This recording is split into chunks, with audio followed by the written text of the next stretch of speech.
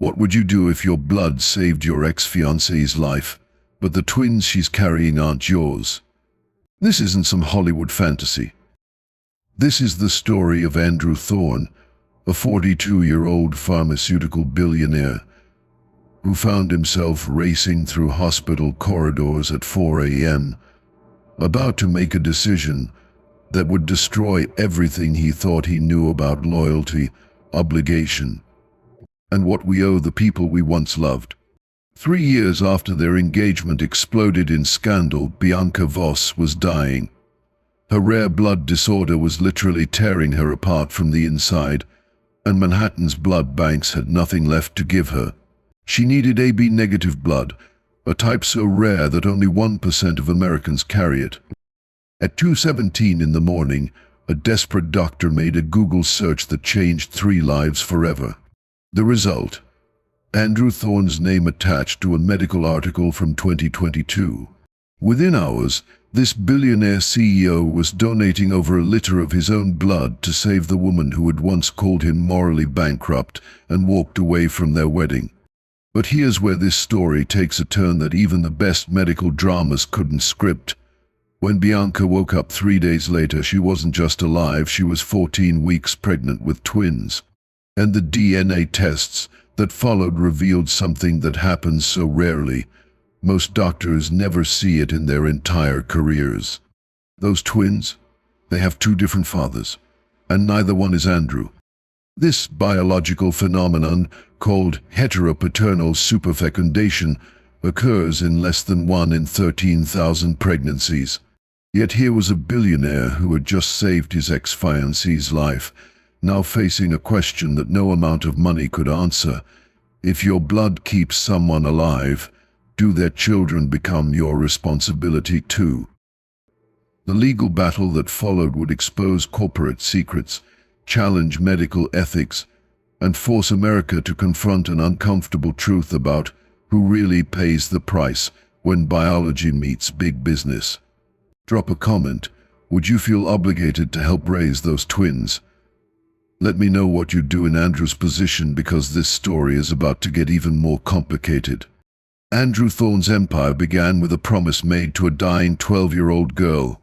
His younger sister, Lucy, lay in Nebraska Methodist Hospital fighting acute lymphoblastic leukemia while their parents watched helplessly. Their mother worked double nursing shifts to afford treatment. Their father sold his auto repair shop, but medical bills kept mounting. "I watched her cells betray her," Andrew later told Forbes magazine. "That's when I decided to wage war against the body's fragility." Lucy died on a Tuesday morning in October 1991. 14-year-old Andrew stood in that hospital room, holding his sister's cold hand, and made a vow that would eventually reshape American medicine. He would never let another family suffer like his had. Academic scholarships catapulted Andrew through MIT's biochemistry program, where professors quickly recognized his obsessive focus. While classmates partied, he spent weekends in the lab developing what would become his first patent, a nanoparticle drug delivery system that could target specific blood cell types. By age 23, pharmaceutical giants were bidding for his technology. By 30, he'd founded Aurora Pharmaceuticals with backing from venture capital firms who saw dollar signs in his revolutionary approach to blood disorders. Aurora's headquarters became a glass monument to medical innovation, towering over Central Park like a crystalline promise. Their flagship product, Hematrix, a synthetic hemoglobin substitute, transformed trauma care nationwide. Defense Department contracts worth $600 million annually followed, making Aurora the Pentagon's preferred blood technology partner. But Andrew's true obsession lay deeper. "We're not just treating blood disorders," he announced at Aurora's 2020 investor meeting. "We're rewriting the genetic code of human survival." Aurora specialized in gene therapies for rare blood conditions, a market worth $12.4 billion by 2025. Their CRISPR-based treatments promised to cure diseases that had puzzled doctors for centuries. Wall Street loved the story, a farm boy from Nebraska using cutting-edge science to save lives while generating massive returns. Yet success came with scrutiny. FDA audits in 2023 flagged Aurora's overly aggressive clinical trial timelines. Internal documents later revealed Andrew had personally pushed researchers to fast-track therapies, often overruling safety committees. "We're racing against death," he justified to concerned board members. Caution kills patience. This obsession with genetic manipulation would eventually attract investors like Blackstone Group and Saudi Arabia's Public Investment Fund, but it also created enemies within the medical establishment who questioned his methods. Bianca Voss entered Andrew's world during Aurora's 2018 IPO celebration. As a Georgetown-educated healthcare lobbyist representing the pharmaceutical research and manufacturers of America, she possessed the political connections Aurora needed for regulatory approval. Their romance bloomed over late-night policy discussions and shared ambitions. Andrew found in Bianca someone who could match his intellectual intensity while navigating Washington's complex healthcare landscape. Their engagement party at the Metropolitan Club made page 6 headlines, "Pharma King weds his best lobbyist." But cracks appeared when Aurora announced its partnership with VitaCell, a controversial stem cell bank that recruited donors from low-income communities with promises of quick cash. Bianca discovered VitaCell was specifically targeting homeless shelters and unemployment lines, offering $200 per donation to people desperate for money. "You're exploiting vulnerable populations," she confronted Andrew in leaked emails. "This isn't medical innovation. It's genetic colonialism." Andrew's response revealed his true character. Saving lives requires sacrifice. These people are contributing to something greater than their circumstances. The relationship shattered weeks before their planned 2020 wedding. Bianca returned her 8-carat emerald-cut engagement ring via courier, along with a note that simply read, "I won't marry someone who treats human DNA like a commodity." Have you ever known someone whose past trauma drove them to extreme success? Let me know below, because Andrew's obsession with conquering death was about to face its ultimate test. After walking away from Andrew and her $200,000 a year lobbying career, Bianca Voss disappeared from Washington's cocktail circuit entirely. Colleagues assumed she'd joined a competing K Street firm or moved to Silicon Valley for a tech policy role. The truth was far more devastating. In December 2020, just months after ending her engagement, Bianca began experiencing strange symptoms. Fatigue that coffee couldn't cure, bruises that appeared without explanation, blood in her urine that turned it the color of cola. 3 different doctors dismissed her concerns as stress from the breakup before a hematologist at Johns Hopkins finally ran the right tests. The diagnosis, paroxysmal nocturnal hemoglobinuria, known as PNH, a rare blood disorder that causes red blood cells to literally explode inside the body. Her immune system was attacking her own blood, explained Dr. Elise Marlowe, who became Bianca's primary oncologist. Without treatment, patients typically survive less than 10 years. The only effective treatment was Soliris, a drug that cost $678,392 per year. Bianca's COBRA coverage from her lobbying firm covered 60%, leaving her responsible for over $270,000 annually. Her savings, built over a decade of 6-figure salaries, evaporated within 18 months. By 2022, she'd sold her Georgetown townhouse and moved into a 1-bedroom apartment in Baltimore, chosen specifically for its proximity to Johns Hopkins. The irony wasn't lost on her. The woman who once crafted healthcare policy for pharmaceutical companies now couldn't afford the treatments those same companies produced. I helped write the legislation that allowed drug companies to charge whatever they wanted, she confided to a social worker. Now I'm living with the consequences. To qualify for Medicaid drug coverage, Bianca had to prove financial destitution.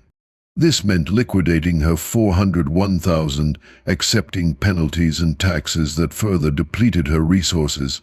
She took a part-time job at a Baltimore nonprofit, earning just enough to maintain Medicaid eligibility while paying rent. Her daily routine became a careful balance between survival and compliance. Too much income would disqualify her from assistance. Too little would leave her homeless. She lived on rice, beans, and the occasional donated meal from church groups. I went from advising senators to counting quarters for the bus, she later wrote in her journal. But I was alive, and that had to be enough.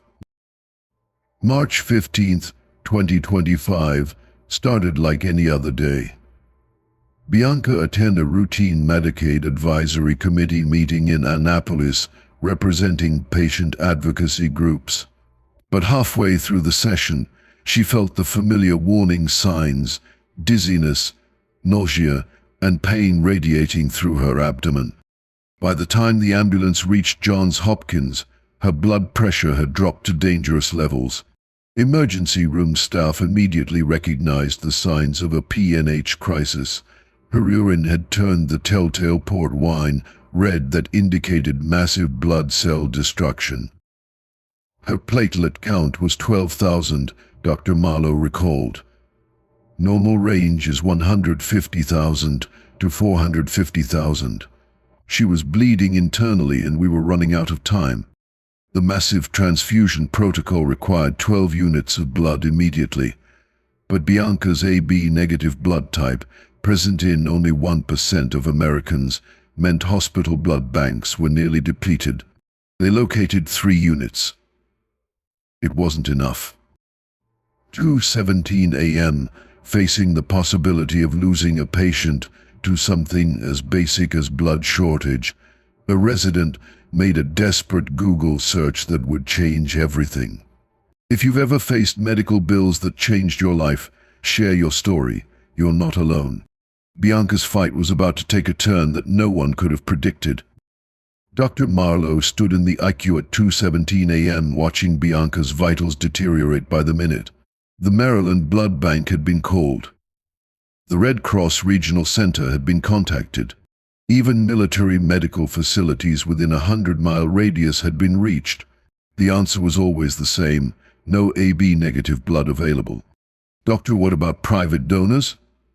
suggested Dr. James Kim, a third-year resident who refused to give up. Someone wealthy enough to have been tested and documented. "Google it," Dr. Marlowe said, desperation creeping into her voice. "Search everything, medical articles, donor registries, anything." 7 search results down, Dr. Kim found a 2022 Vanity Fair profile of pharmaceutical executives. Buried in the article's 3rd paragraph was a single line about Andrew Thorne's rare, AB negative blood type, mentioned in connection with the charity blood drive he'd organized. "Found him," Dr. Kim whispered. "Aurora Pharmaceuticals CEO. Call him now." Andrew's phone rang at 2:43 a.m. The caller ID showed Johns Hopkins Hospital. For a split second, he assumed it was another business emergency. Aurora had several clinical trials running at Hopkins, but the voice on the other end stopped him cold. "Mr. Thorne, this is Dr. Marlowe.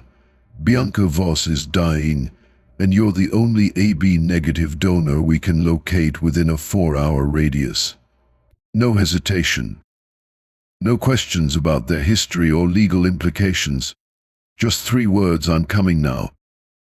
Security cameras captured his arrival at 4:05 a.m. Aurora's corporate helicopter touched down on Hopkins helipad, its rotor wash sending papers flying across the emergency department parking lot.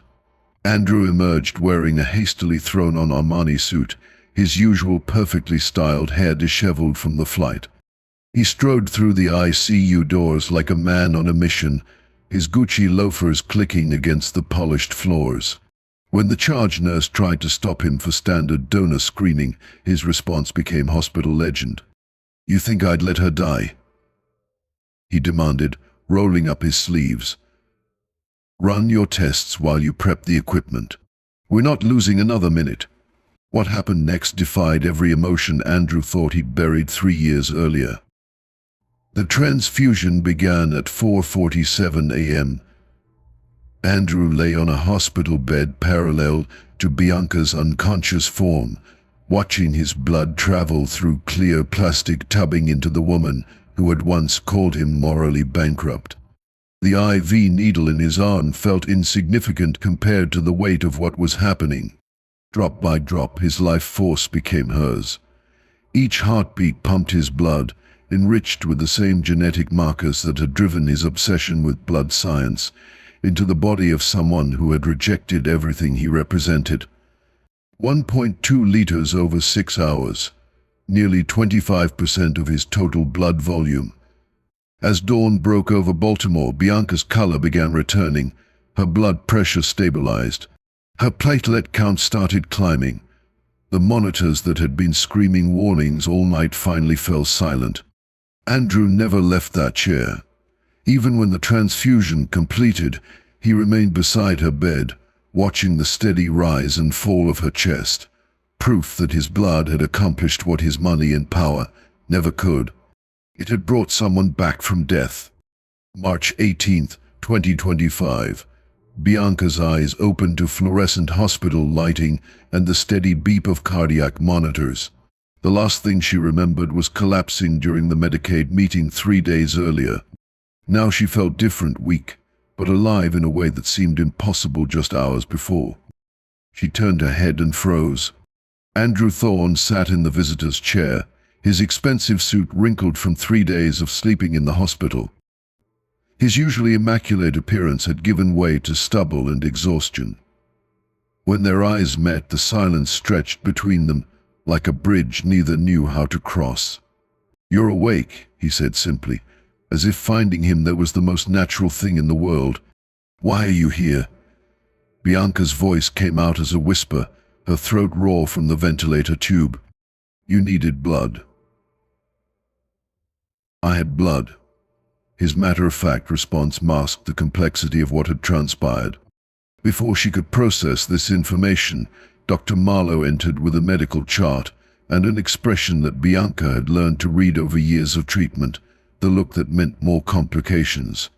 "Bianca, we need to discuss your blood work results," Dr. Marlowe began, glancing nervously between her patient and the billionaire in the corner. "During your crisis, we ran comprehensive tests, and we discovered something unexpected." Andrew straightened in his chair, sensing the shift in the room's energy.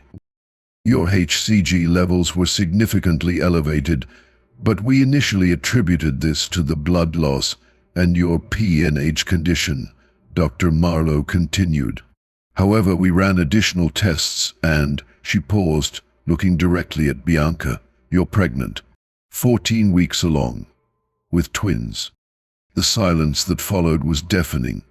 Bianca's hand instinctively moved to her abdomen, searching for signs of the life growing inside her that she'd been completely unaware of. Andrew's reaction was volcanic. He shot up from his chair so violently that it scraped against the floor.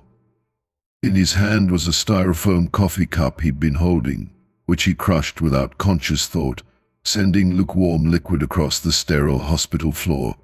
"Christ," he muttered, the single word carrying 3 years of buried emotions, fresh confusion, and a dawning realization that nothing about this situation was simple. His mind raced through calculations.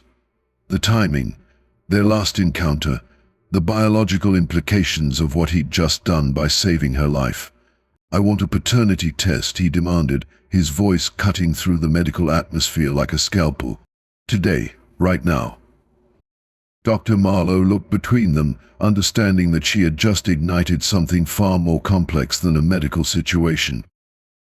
The DNA results took 5 excruciating days to process. Andrew hired GeneSure Labs, the most expensive and fastest genetic testing facility on the East Coast. while his legal team prepared for every possible outcome. He paced Aurora's executive boardroom, fielding calls from investors concerned about media attention while waiting for science to provide answers. When Dr. Priya Kapoor, GeneSure's chief geneticist, called on March 23rd, her voice carried the excitement of someone who had just witnessed something extraordinary. "Mr. Thorne, I've been analyzing genetic markers for 15 years, and I've never seen anything quite like this," she began. "The twins are definitely not yours. But here's what makes this case remarkable: they're not fully siblings either." Dr. Kapoor explained what medical textbooks describe as heteropaternal superfecundation, a phenomenon so rare that most obstetricians never encounter it in their entire careers. It occurs when a woman releases multiple eggs during ovulation and has relations with different partners within a short time frame, she detailed. Each egg gets fertilized by sperm from a different father. Common in dogs, rare in humans, Dr. Kapoor added with scientific fascination. "We're talking about 1 in 13,000 pregnancies, and that's probably an underestimate because most cases go undetected." The biological mechanics were staggering. During Bianca's February ovulation cycle, 2 separate eggs had been released and fertilized by 2 different men within days of each other. The twins developing in her womb were technically half-siblings, sharing a mother but having completely different paternal DNA. The actual biological father was Miguel Rivera, a 28-year-old muralist whose work decorated Baltimore's community centers and subway stations. Unlike Andrew's corporate empire, Miguel's world consisted of cramped artist studios, community activism, and a monthly income that barely covered rent on his converted warehouse space.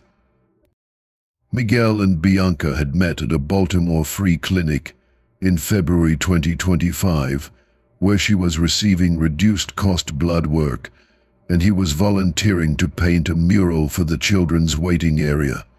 Their brief relationship lasted exactly 8 days, a connection forged through shared struggles with healthcare access and financial insecurity. She told me about her condition, how expensive her treatments were. Miguel later explained to reporters, "I thought she was brave, fighting something most people couldn't pronounce while still trying to help other patients navigate the system." Their relationship ended amicably when Bianca decided she couldn't handle romantic complications while managing her deteriorating health. Neither had any idea that their brief time together had resulted in pregnancy. The genetic revelation created legal precedents that no Maryland court had ever addressed. Andrew's blood donation had saved Bianca's life, creating what his attorneys argued was a biological obligation that transcended traditional paternity law. His legal team prepared to argue that by providing life-sustaining blood, he had assumed parental responsibility regardless of genetic connection. Miguel's public defender countered with a different interpretation: biological parentage is determined by genetic contribution, not medical intervention. "My client's DNA created these children. Mr. Thorne's blood simply kept their mother alive." The case presented Judge Anita Desai with questions that had never been tested in American courts. Could a man be legally obligated to support children simply because his blood kept their mother alive? Did life-saving medical intervention create parental responsibility? And in an era of advanced reproductive technology, how should courts define biological obligation? As news of the genetic testing leaked to the media, Aurora's stock price fluctuated with each revelation. Andrew faced a choice that would define not just his personal life, but potentially reshape how American law viewed medical intervention and parental responsibility.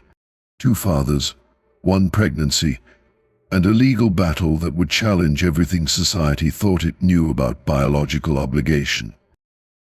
April 2nd, 2025, 6:47 a.m. MZ's breaking news alert flashed across millions of phones. Farmer shows ex pregnant with another man's twins. Within hours, The story dominated every major news cycle. Cable networks ran split-screen graphics showing Andrew's corporate headshot alongside Miguel's artist portrait, while medical experts attempted to explain heteropaternal superfecundation to confused anchors. Aurora Pharmaceuticals' stock price plummeted 3.4% in pre-market trading as investors grappled with the implications. "This isn't just personal drama," explained CNBC financial analyst Janet Morrison. "When your CEO becomes the center of a paternity scandal involving life-saving blood donations, it raises questions about judgment and liability." Andrew's crisis management team went into overdrive, issuing carefully worded statements describing the situation as a private medical matter while emphasizing his humanitarian response to a life-threatening emergency. Bianca's response to the media attention was strategic and devastating. Within 6 hours of the TMZ story breaking, she launched a GoFundMe campaign titled "Fighting for My Twins' Future."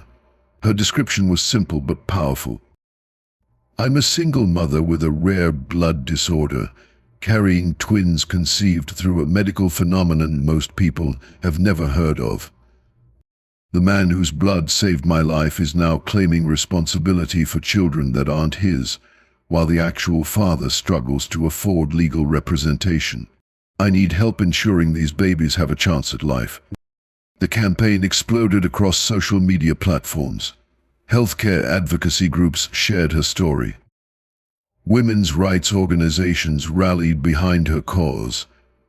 Within 48 hours, the GoFundMe had raised $2.1 million from over 30,000 donors worldwide. Comments poured in from supporters. "No woman should face medical bankruptcy while pregnant. This shows everything wrong with American healthcare. David versus Goliath, but David is a sick pregnant woman." Miguel Rivera's response came through Baltimore's public defender office.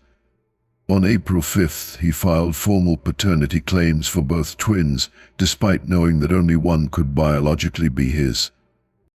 "Those kids are my legacy," he told the Baltimore Sun outside the courthouse. "I don't have Andrew's money or power, but I have something he doesn't: actual DNA connection to these children."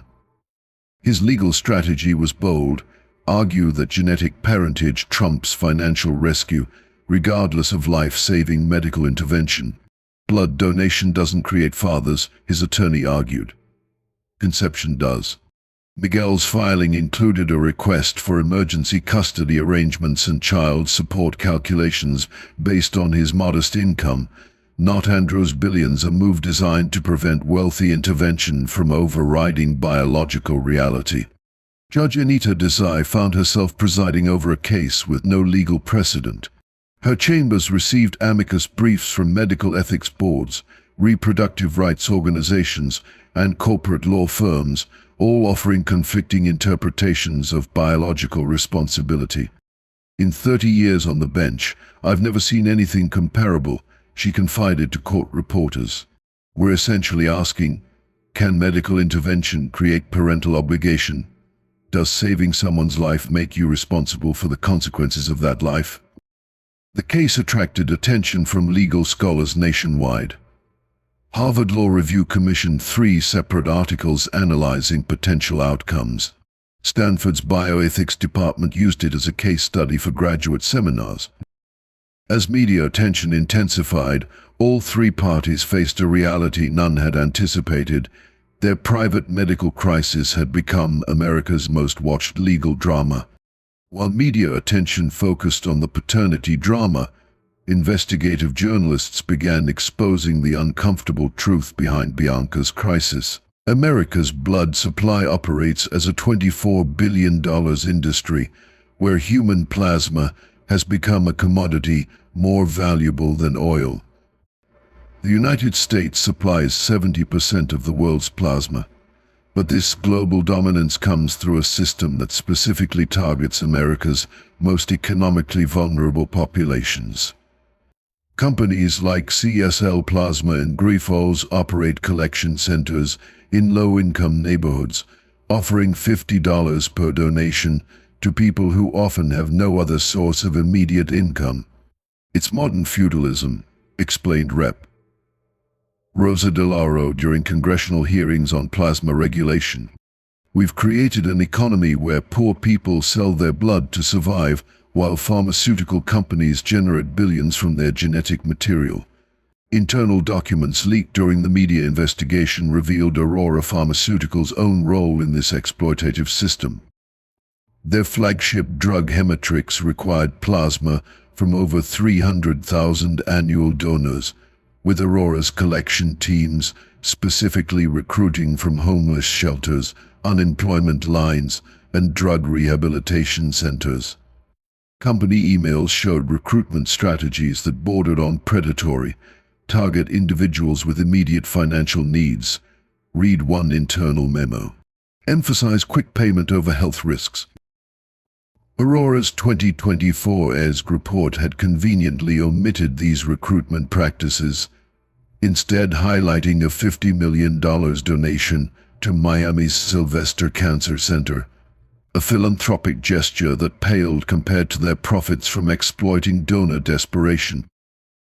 The irony was devastating. Andrew had built his empire on blood while Bianca nearly died from lack of it, exposing how America's healthcare system creates artificial scarcity even amid abundance. The viral GoFundMe success created new problems for Bianca. Maryland's Medicaid office flagged the $2.1 million as unearned income, immediately disqualifying her from coverage. Suddenly, she faced choosing between crowdfunded survival and government-assisted healthcare. "I'm literally calculating which twin to insure," she confided to a Hopkins social worker, according to internal case notes. "Do I cover the one with potential genetic complications, or split coverage and hope neither needs emergency care?" Her pregnancy required specialist monitoring due to both her PNH condition and the unique genetic situation. Standard prenatal care for high-risk twin pregnancies averages $40,000. For someone with a rare blood disorder, costs could exceed $200,000. On May 1st, stress from the legal proceedings and media attention triggered another PNH crisis. Bianca's platelet count plummeted again, requiring immediate transfusion. The bitter irony, she needed Andrew's blood once more. This time, there were no dramatic helicopter arrivals or middle-of-the-night emergencies. Andrew simply walked into Hopkins, rolled up his sleeve, and donated another liter of blood, all while his lawyers prepared arguments claiming this second transfusion strengthened his parental obligations. "Every drop of his blood that keeps me alive makes me more indebted to him," Bianca wrote in her private journal.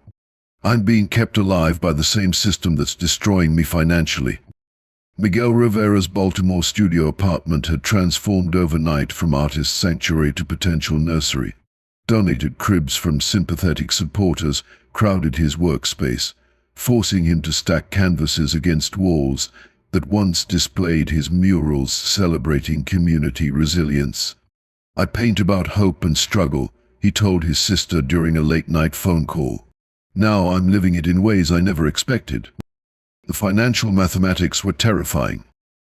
Miguel's monthly income from commissioned artwork and part-time teaching averaged $2,400, barely enough to cover his own expenses, let alone support twins with specialized medical care.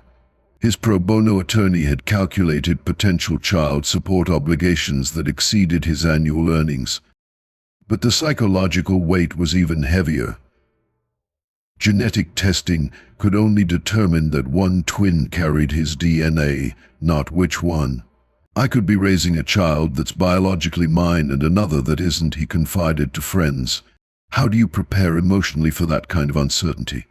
Miguel's art had always been his escape, but now every brushstroke reminded him of looming responsibility.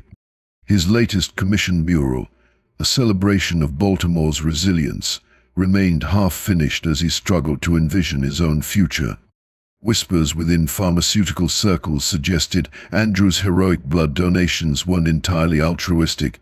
Former colleagues at FEAR-MA claimed Bianca possessed damaging information about Aurora's controversial operations in Venezuela, where the company allegedly paid paramilitary groups to protect clinical trial sites. Bianca knew about the Caracas payments, revealed a former FEAR-MA colleague who requested anonymity. She documented everything before their relationship ended. Andrew's calendar, subpoenaed during legal discovery, showed 3 separate calls to Bianca in the weeks before her medical emergency, calls his spokesperson dismissed as coincidental business matters. But legal experts suggested a more strategic interpretation. Was the life-saving transfusion actually sophisticated hush money? The blood donations certainly created leverage. Each transfusion deepened Bianca's biological debt, while strengthening Andrew's moral authority in court proceedings. His legal team had already filed motions arguing that his life-sustaining contributions created parental obligations that superseded traditional genetic relationships. He's weaponizing charity, observed Dr. Henry Wu, a bioethics professor at Georgetown. Every donation makes her more dependent while building his legal case for custody rights. Bianca faced choices that revealed the cruel mathematics of American healthcare. The GoFundMe windfall had eliminated her Medicaid eligibility, but $2.1 million wouldn't cover a lifetime of PNH treatment plus high-risk twin care. Her private insurance options were devastating. Plans covering her pre-existing condition cost $3,800 monthly, with $15,000 deductibles. Pregnancy care for twins with potential genetic complications could exceed $300,000. Without Andrew's continued blood donations, her survival remained uncertain. "I'm choosing between medical bankruptcy and biological servitude," she wrote in journal entries that would later become evidence. "Every time his blood keeps me alive, I owe him more of my freedom." The stress of these impossible decisions triggered monthly PNH flares, requiring additional transfusions that deepened her dependence on Andrew's rare blood type. She'd become trapped in a cycle where survival required accepting help from someone whose motives remained questionable. Her twins' future hung in the balance, not just their genetic heritage, but their mother's ability to stay alive long enough to raise them. As of June 2025, Judge Anita Desai's courtroom has become ground zero for a legal revolution that could reshape American family law forever. The case of Thorne v. Rivera v. Voss represents more than a custody dispute. It's a referendum on how far medical intervention can extend moral obligation. Andrew's legal team has filed motions claiming biological custodianship based on his life-sustaining blood donations. They argue that saving Bianca's life created parental responsibility that transcends genetic connection. Miguel's attorneys counter that DNA determines fatherhood, not medical heroics. Meanwhile, Bianca fights for the right to choose her children's future without coercion from either man. The implications reach far beyond one family. Legal scholars predict this case will establish precedents affecting organ donors, blood banks, and anyone who provides life-saving medical assistance. Could a kidney donor claim parental rights to their recipient's future children? Would blood donation create lifetime obligations? This story exposes a fundamental truth about American healthcare. In a system where medical care operates as big business, even acts of biological generosity become transactions with strings attached. Andrew's blood didn't just save Bianca's life, it created leveraged debt and legal claims that may influence these twins' entire future. The broader implications are staggering. In a nation where 40% of births are funded by Medicaid, where plasma donation targets the economically desperate, and where pharmaceutical companies generate billions from human genetic material, Bianca's fight reveals an uncomfortable reality. In America, even blood has a price tag. As Bianca's twins approach viability, their DNA carries more than genetic information. It carries the weight of America's broken healthcare system, corporate exploitation, and the collision between biological science and moral responsibility. Can biological acts be separated from moral debts? When someone saves your life, do they own a piece of your future? And in a society where medical care often depends on wealth rather than need, who really decides the fate of children caught between competing claims of responsibility? The twins growing inside Bianca represent more than a rare medical phenomenon. They embody the complex intersection of money, medicine, and morality that defines modern American healthcare. This story isn't over. Judge Desai's ruling could come any day, and when it does, it will rewrite the rules about biological obligation, medical intervention, and parental responsibility in America. Hit subscribe to follow this case to its conclusion, because the outcome will affect how we think about medical charity, biological responsibility, and family obligation for generations. And tell me in the comments, who do you think should be responsible for these twins? The man whose blood keeps their mother alive, the man whose DNA created them, or no one but Bianca herself?